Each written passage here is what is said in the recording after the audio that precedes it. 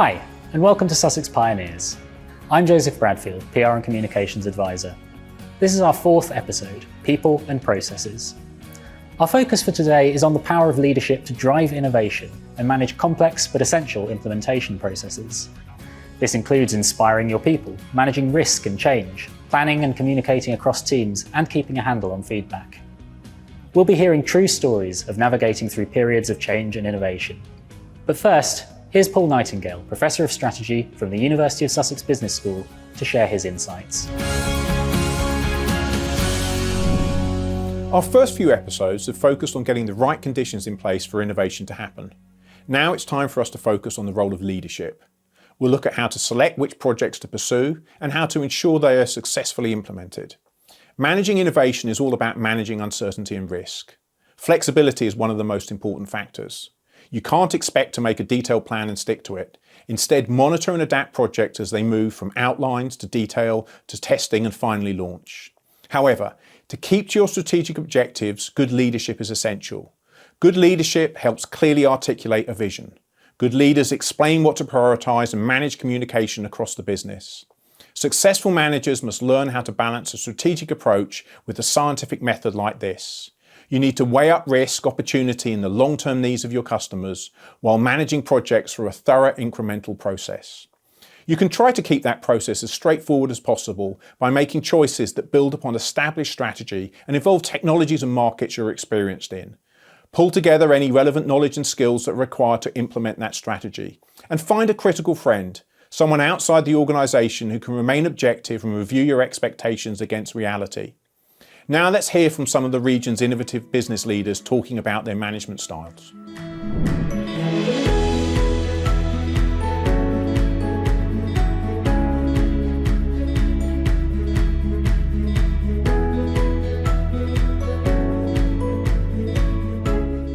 Eggs to Apples Farm Shop was all about a full basket shop. So the idea being is you can come into the shop and buy anything for any meal that you'd be considering that evening or at the weekend, whether that be a regional dish or something that's more international. But the key thing that we pride ourselves on is our customer service here in the business. The innovation for our business is something which is basically taken big scale, large scale, process driven business opportunities and bringing it down to a more granular level in a small retail business like ours, ranging from anything from financial reporting, data analysis, looking at shopping trends, customer behavior, customer buying habits, that kind of thing, which allows us to actually implement that at a small scale level. We implement innovation here at Eggs to Apples by trying to look to find areas that we can change a current practice. One of the key things that we look for when you first start out in business is you have a lot of fragmented processes and fragmented systems. Over time, you become a little bit more expert and knowledgeable about integrating those. So moving from fragmentation to implementation and integration of those systems. Anything from payroll to shift scheduling, to accountancy software, to payment systems. There's a whole host of things out there that you will probably find that you do individually. The key, the trick, is to be slightly more innovative in trying to implement those as one singular package. Managing innovation in terms of relationships at Eggs to Apples is all about people. Our business is built on people and people buy from people. So essentially the product has to be good, but it's the person standing behind it that is going to make the difference as to whether or not the customer walks out the door with it. It's not just about the customer. Our staff make fantastic ambassadors for our products. Therefore, they need to have tried them. They need to understand them. They don't have to like them, but they have to know what it is that they're selling. And from a supplier perspective, we work directly with our suppliers where possible. We pick up the phone to the man that makes the cheese. We don't go through a distributor. And that way we will learn things like how the cheese is going to taste different at a different time of year because of the grass that the cows have eaten. So it really is in the detail, and the detail comes from speaking to the people that you're working with.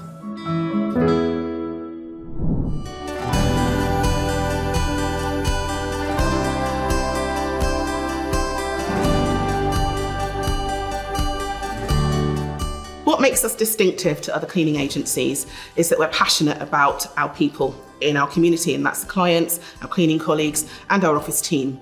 When we make a match, it's a little bit like a dating app. We're looking at how people go together. We do baseline profiling so that we know really chatty people probably want a really chatty helper. We're looking at pet loving. Is that person going to love that pup when they go into that person's house? We're looking at what kind of person are you? Do you need a quick tidy because you've got a busy family home and therefore you need someone that's fast? And so we're making that level of matching all the time. And there's all sorts of other parameters that we're doing as well. We're also concerned about our cleaning colleagues, so we don't want them zigzagging across London. We're always looking at how can we best optimise their route, optimise their day, and optimise their week. Being a disruptor is a really challenging journey. You get a lot of pushback, particularly being a black female, actually, and in the world of tech as well. So because I'm not a coder, I've had lots of soft conversations with funders, for example. My very first one, the guy didn't even get half a sentence out. I said, I'm building a tech platform. He literally shut his notebook, sat back and said, I don't want to talk about that. I want to talk about your cleaning business because that, get back in your lane and back in your box, basically. And so I left that meeting feeling a little bit battered, sat in the car park for about 30 minutes and then thought, hang on a second, no, I know what I'm doing here. I know what's needed for my market. I am the expert in this. Coding, sorry people who are coders, but it's just a skill I can buy, right? But the knowledge that I have of creating and building a successful business and pushing that through tech is my unique thing that I bring. And so I would say to be a disruptor, you've got to have buckets of internal self-belief. You've got to live and breathe what you're trying to do because there will be lots of knockbacks. And you've got to believe that it is going to make a change and make a difference in the world. And so that's what keeps me pushing. So having spent virtually £60,000 of my own money, I wake up and I go again because I know that the world needs this product. But not only that, I know that my industry needs this product so that we can feed back into my mission to make the world a better place, one clean at a time.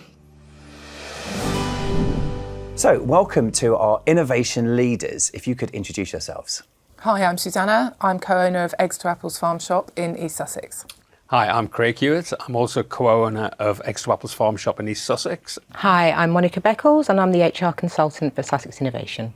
And I'm Antoinette Daniel, founder of Just Helpers and Justly, a cleaning agency and a SaaS platform for cleaning businesses. Lovely to meet you, Antoinette. Okay, so the first question I want to ask, innovation, great, we've done it. What do you do now? How do you implement innovation really well? So one of the key innovations at Eggs to Apples, which we pride ourselves on, is the full basket shop experience. What we mean by that is whatever meal that you're thinking about cooking that particular evening, you could get it with us, essentially. So it's how you get a huge range of product into a very small shop, right? Which is what we have, as you've seen on the VT. It's not a large shop, it's sort of medium-sized. And how we do that is through a lot of our technology, which we learned the hard way at the very beginning. And it's a process of learning and developing things like our EPOS system, which is electronic point of sale, which connects your till with your database. And that helps with ordering with something like 200 suppliers that we currently have in order for us to get to that full basket shop experience.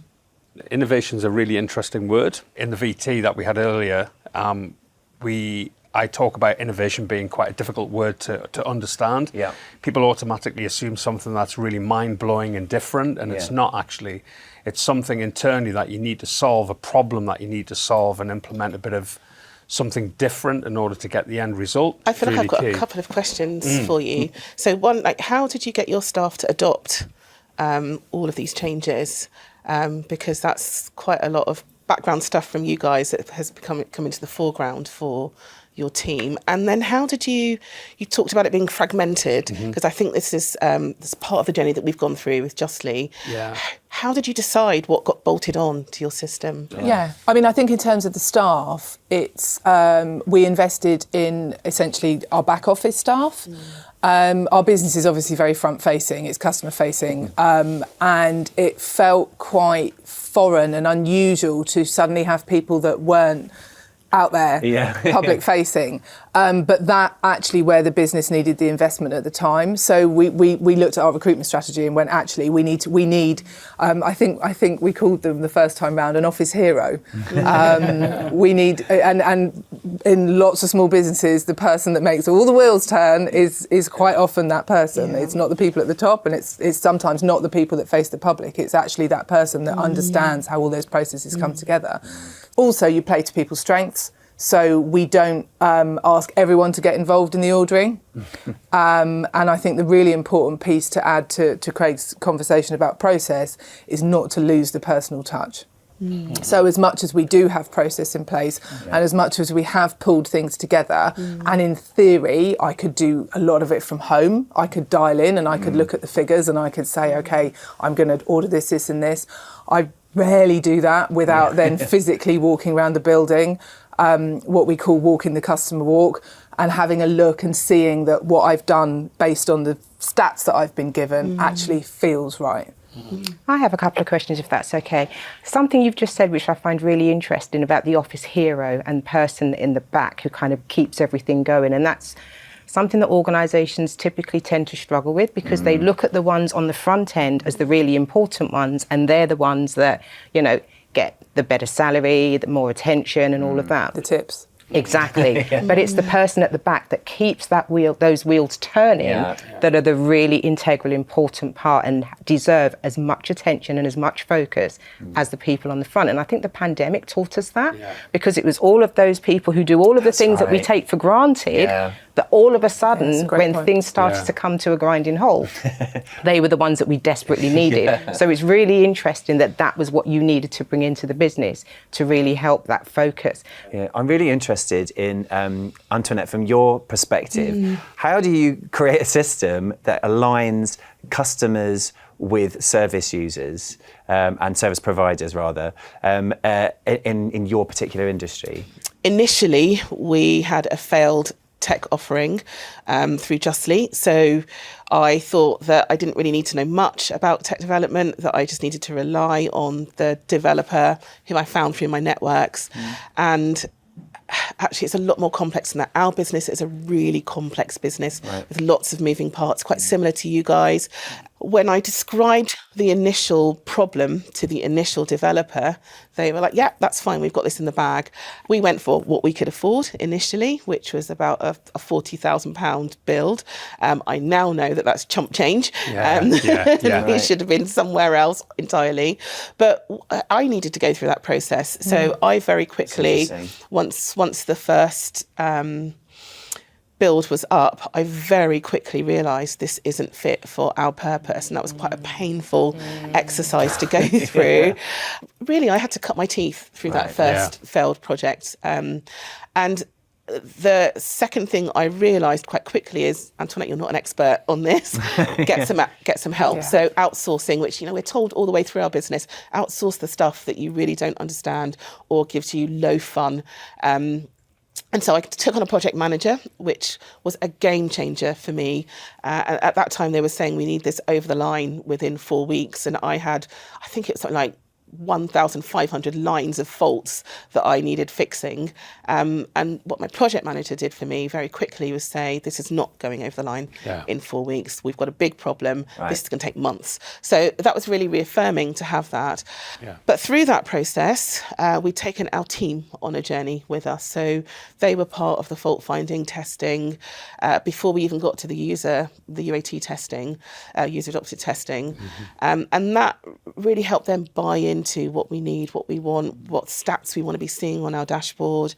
And so that's helped feed us through into the next iteration, where I started by rigorously choosing a development team. And again, we found people that align with our values, which I hadn't realised was important, that really get our big vision of changing the landscape of the cleaning industry. I'm so sorry, I'm going to have to round the conversation up there. Again, we could talk about this till the cows come home, literally, to your farm shop. Yeah, of course. I just want to do a quick round of what are top tips for people starting out. They've got their innovation, they need to implement it. We've talked a lot about some of the pitfalls. A couple of words from everyone. Maybe Susanna, could you start? Relinquish control. Interesting. Tying to what Antoinette said earlier, I think that we've all been on a journey, but as a small business owner, there's a point at which you either realise that you need to accept what you're not necessarily great at, Right. and surround yourself with people that know more than you. Nice. I totally agree. Lovely. Yeah. Craig. Stay focused. Always keep your eye on the prize all the time, because there's a lot of negativity out there, especially when the romance ends. You open on day one and everyone's gone. All your friends have saying, right, pat you on the back and said that's a really good job. Yeah. And keep going the day after that and the day after that. So stay focused and keep your eyes on the idea and the goal that you had at the beginning. Keep learning, yeah. Absolutely. Fantastic. Monica. Yeah, I'd build on what you've just said there, Susanna. It's absolutely about relinquishing control by understanding what you need to achieve and who is going to help you get there, and listening to the input from those who know more about that than you. Because if you don't consult and you don't understand what you need from that implementation and what bits you need to bolt on and what it may need to do in the future, it's going to fail. And it's going to come back and bite you later. Absolutely. Antoinette. Don't allow your big vision to be compressed. If you can think it and dream it, it's possible to happen. What you've got to do is persevere until you find the team that can help you deliver that. Thanks, everyone. That was a fantastic conversation. Now we're going to get into a conversation about innovation leadership.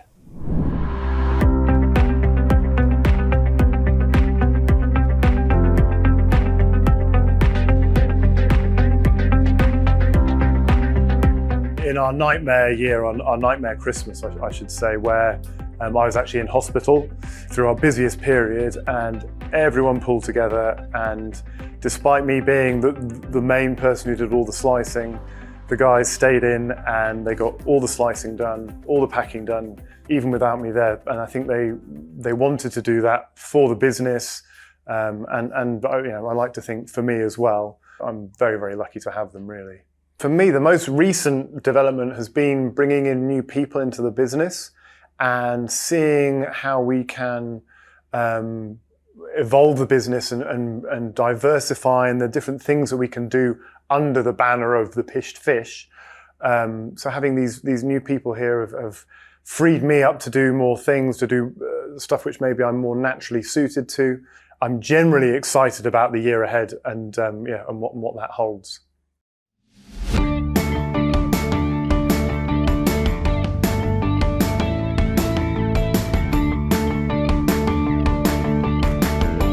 So what did we inherit when we bought a business?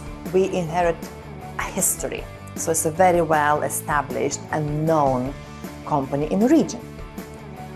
What we also inherited is the brand of the company that was a dinosaur. It's slow moving and it's not innovating, it's not changing, because people were comfortable, but they didn't understand that they're making with this comfortable feeling the company being a dinosaur that will no longer exist and very soon. Obviously, we came from corporate environment and from amazing management training and the best programs in the world, and we tried to implement it here in East Sussex, in a local company, and a lot of this didn't work. We couldn't relate to people talking their language, their simplistic language. A lot of terminology that we used were alien, because no one ever spoke to them, or they never had meetings, team meetings before, or never had one-to-ones before. So how did we bridge the gap in people and make them more adaptive to change? So I started to have a lot of personal conversation on a personal level with people, and we have 80 of them, so there's a lot of time invested in, and just explaining a simple change curve, that it's okay not to want it, it's okay to be early adopter, it's okay to become terrified, and it's okay to finally accept it, or maybe not, And that's actually, when you explain that change curve to people, they understood that what they feel doesn't matter which part of that change they are, it's okay. And now we started implementing a lot of small changes that made people's life easier, with the vision to implement bigger changes later. And those changes could, as an example, they didn't want to wear protective equipment because the company was old-fashioned. They wanted to do their jobs in shorts, no goggles, no glasses, no gloves. But we said like, okay, guys, you know what? I brought the best PPE in the market. I said, you choose what you will be comfortable in. And that was two changes at the same time. They felt empowered, and what they chose for themselves, actually, they wanted to wear. It took some time for us to understand what is simple for our teams, because what is simple for me may be very difficult for our teams. And as I did mention before, no one wanted to be in the meetings. They're outdoorsy people. They want to be outdoors, putting curbs, laying asphalt, to sit for them in a classroom. They never liked that. And now we just understood that, everyone is using mobile technologies in these days. So we transferred our meetings into WhatsApp chats. It was amazing. Suddenly, everyone who couldn't ask us a question, who couldn't tell us what's wrong in the company, what can we improve, what can we innovate, everyone was typing. Everyone was bringing suggestions, putting pictures of the jobs that they're proud of, putting pictures of other jobs that we didn't do well and why. We had a discussion. And suddenly, just conversation started to flow. So sometimes these simplistic, very simple things can change the atmosphere and encourage people to open up. So welcome back, everyone. I'm fascinated by the challenge of, you, for example, run really innovative business, disruptive in the market, and they've grown really quickly. But how do you manage the marriage between leadership and implementation? Monica, what do you think?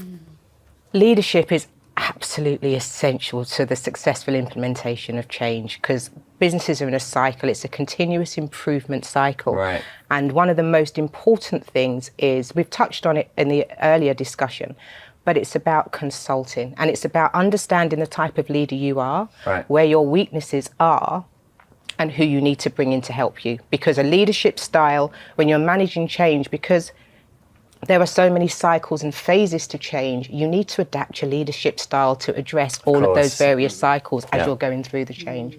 So the earlier part, you need to have that consultation. You need to be able to listen and understand what is needed for the planning.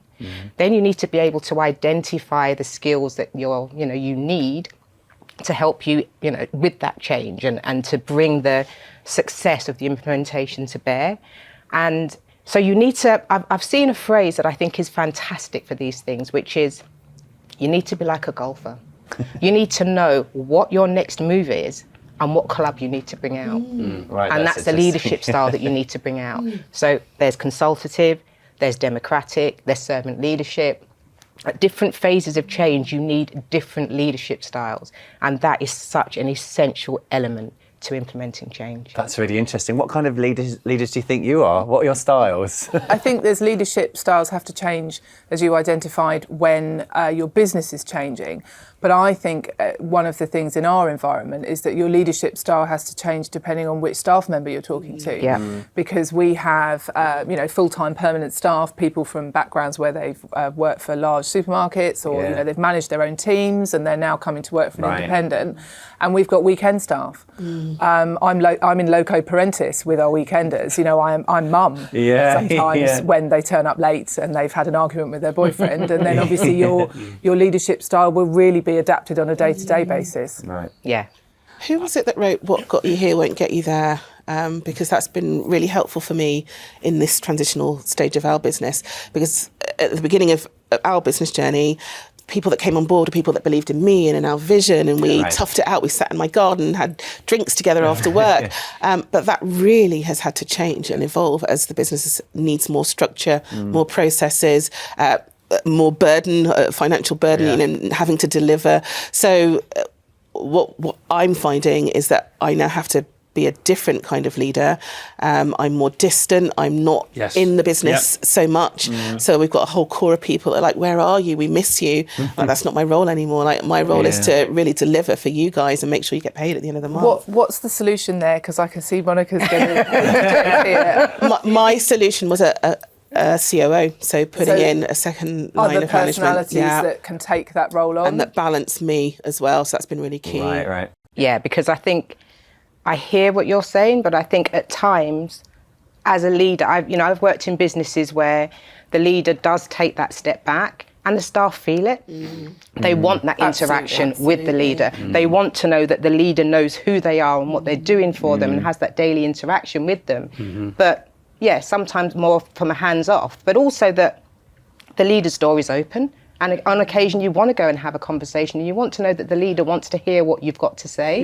Is interested in you as an individual, not just as a production worker. So I think it goes back to your point, Susanna, which I 100% agree with. Your leadership style can literally change hour by hour, depending on who you're dealing with. Because there are some who want to feel that they are, have some ownership in the business. And having that belief of that ownership helps their performance and helps them drive their performance. So as much as they know who you are, they also want to feel that they've got, a similar investment in the business and the outcome of the business as well. What's really great to hear is that your focus and the importance that you put on being an employer of choice, because right now the market is struggling. Businesses are finding it very difficult to recruit the right staff because the pandemic has given people reflection on what they actually want, and they want to align themselves more with a business that shares their values and their goals. So when you see advertisements now for jobs, you'll see this big story about the organisation, and that's the thing that brings people into it. What are they there for? What is their mission? What is their culture? What are their values? And if an individual can align with that, then they'll take the lower salary because that's what's really important to them. And it's about understanding what an individual wants. And it's not always possible, but the best people that you get in your business are the ones that buy into your values, buy into your mission, buy into your journey, and can identify with that as an individual. And one of the most important things with that is having the right leaders that demonstrate that and embed that into the culture, and it's there on a daily basis, as you have your COO. Again, I'm going to have to round the conversation off, I'm afraid. I feel like we could really talk about this forever. It's interesting when you're talking about people, there's so many layers to it. It feels like some of the things that have come out of this conversation are, it's important to understand that we're all people, but also make sure that you've got things in place so that you can focus on the business and you've got people around you who can take care of the other things that are necessary in order for everyone to have some kind of alignment. Thanks so much for the conversation. I really appreciate it, everyone. Thank you. Thank you. Thank you. This episode has demonstrated that the leadership and management of innovation is challenging. In fact, according to research, as many as 75% of attempts fail. Developing a change management strategy grounded in theory and practice will help your business to identify the tools and competencies necessary for successful implementation. Let's examine what to consider when developing your strategy. To help you, we have created a people and process canvas so that you can map out what to do next. The first step is to gain insight. Know your vision and goals and tell your people what they are. The leaders in this film knew what they wanted to achieve. Do you know your goals? Where you're going and why innovation is required? To diversify, save jobs, fix a problem? Communicating this will help create the urgency necessary as the various change management models suggest. McKinsey's 7S model recommends a strategic analysis to answer these questions, and this is also the first step in Lewin's 3-step model. One tip: if you don't already collect data to measure key trends, we strongly suggest that you start, as this will help, as it did eggs to apples. The next step is understand the critical role of strong leadership. When conducting your analysis, you must include the potential impact on your people and the resistance you may face. This is often overlooked and contributes to the high rate of failure.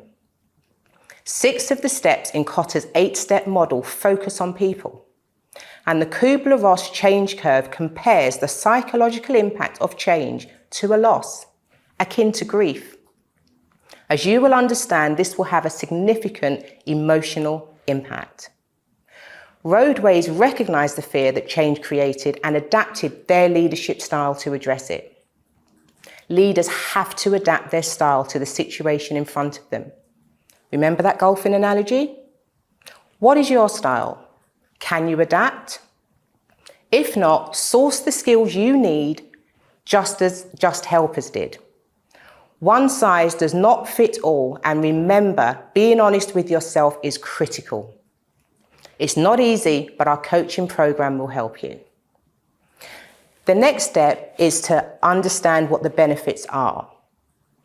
You can alleviate any fear by considering the impact innovation will have on your people and making sure there are no surprises. How will things change? Will it affect process? How will it make them feel? Articulate the benefits to create the commitment to making the change work and celebrate the hurdles achieved to embed the practices, as all models advocate. In summary, know and articulate your vision. Identify and communicate the need for change and the steps necessary to get you there. Be honest about your strengths and source the competencies to fill gaps, and consult and involve your people. Thanks for watching, and remember that as leaders, you will drive the success of change. Taking the steps suggested in this film and demonstrated by the business leaders will help you create the environment for lasting change. Thanks for watching. In our next episode, we'll be mining for gold. It's where all this hard work starts to pay off as you begin capturing value from your innovation. Make sure that you join the conversation with our business community by clicking on the Discuss button found on the Learning platform. Also, keep an eye out for the next Q&A session, where our experts will be online and ready to answer your questions around people and processes.